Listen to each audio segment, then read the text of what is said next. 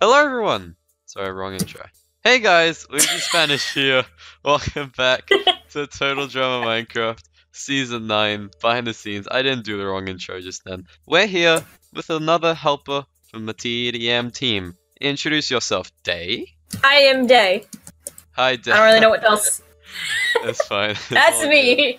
Day was one of the helpers in the redstone department, and without her, a lot of the challenges wouldn't have worked. But anyway, this challenge, in general, it's a bit different from what you usually see. We wanted a little bit of a interesting, slow-paced challenge, but intense.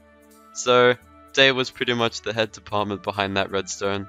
So, we're gonna go check that out now! So the build is pretty interesting. I got some inspiration mainly from like Elimination Game and Together. I kind of put together this little spooky thing with the helper team. Each build is just like a little tower. I think mainly with the challenge we wanted enough space on each floor to have a lot of destruction. But the actual redstone is mainly Day's job, so I have no real clue. So if you want, we can go over the hill to your little station. I don't remember which side the redstone is on, but let's take a guess and hope that we're correct. And we are! Yeah, we did it. Lucky Day. It's correct. So this is where I was during the challenge. You push this button and it gives all players on the teams TNT eggs. And what this over here is the main controls. What this will do is basically detect any mushroom, baby mushroom that's put down, and puts a armor stand with a TNT head in its place with a special name so it can be identified. These are fail safes, so this will get rid of the TNT from any player's inventory, and this will get rid of it on the map without it being destroyed. This is the detonator. This will detonate the TNT with a timer, a countdown. I believe we can demonstrate it without there being any actual TNT. And at the end, it will summon a creeper that is invisible with no sounds or anything, no AI, which will then detonate instantly, destroying everything around it and killing the armor stand. Yeah, that's basically how it works. It's a lot of science for my brain. I'm not really used to working on big redstone projects, but we can demonstrate the actual radius real briefly. If I just grab one, we have like a little station over here. So we gave him 8 because obviously that's 16 per floor. So like we didn't want it to be too much, but we wanted it to be enough that was actually significant damage. It was mainly, I think. So if you place enough, you can give each player 8, and if you imagine how many players are in each team, that's a lot of TNT, which is a lot of damage. Pretty much, yeah. It's, I think, mainly placing it strategical ways. I think the players were mainly spreading it out to cause the most damage, to cause tiny chain reactions. I think spreading it out to like cover more ground was probably the best approach, and I think that's why Team Luigi won. I remember the part that took the longest was balancing it, because we kept having to change the explosion radius, which is, I believe, this one right here. No, it's this one. This one right here. We had to keep changing the explosion radius because it was either too big or too small with the amount. We also had to keep changing the amount that each person would get. Yeah. So it was a lot of balancing, a lot of, trial and error, which was pretty easy once we got the main system down.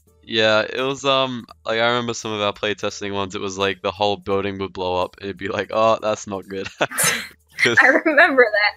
The whole thing is just, like, whoops, I don't know if that's what we want.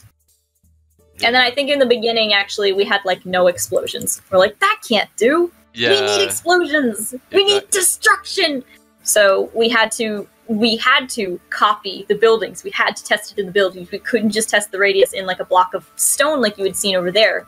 We had a bunch of, I don't even know if they're still there, but we had a bunch of copies of the world off in the distance over there. And we would just test it over and over and over and over in all the different copies. Yeah.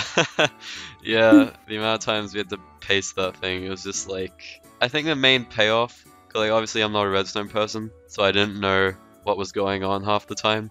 But I think seeing the payoff, it actually working, was really cool. Before we head off to who was eliminated this episode, I want to give a huge thanks to Day. Because, I mean, we can build these things, and they can exist, but without the redstone, it wouldn't have been possible. So I think you really brought the idea to life, and I think I can really appreciate you for that. So thank you very much, Day. No problem. It works out because I could do the redstone, but I can't make buildings like this. Yeah, that was your real passion. You were just like, alright, any redstone, please ask me. You'll find throughout the project there are some little touches that are added, like sound effects and stuff. And it was mainly Day was just like, you know, I could add a little sound effect here, and I was like, I mean, you don't have to, but you can. I think that mainly describes how she worked during the show. So I think just like burst through the wall like, yo, I can fancy this up for you. You don't have to, but I want to. Yeah, I want to. That was your passion, so it was good. So unfortunately, I can't remember what chair they were sitting in.